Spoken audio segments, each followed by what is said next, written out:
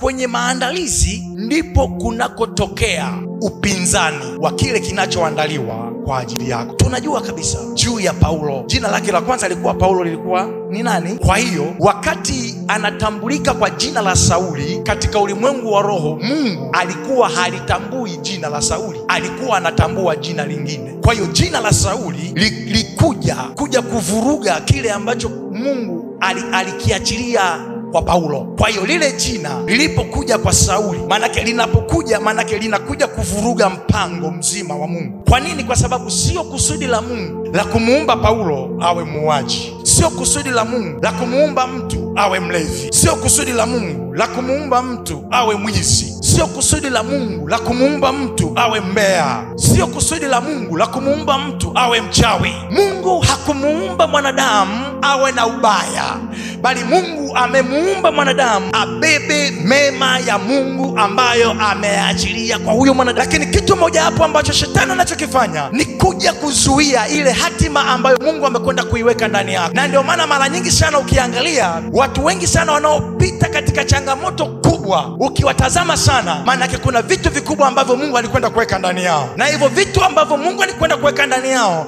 ndivyo vinavyokwenda kuwatengenezea vita.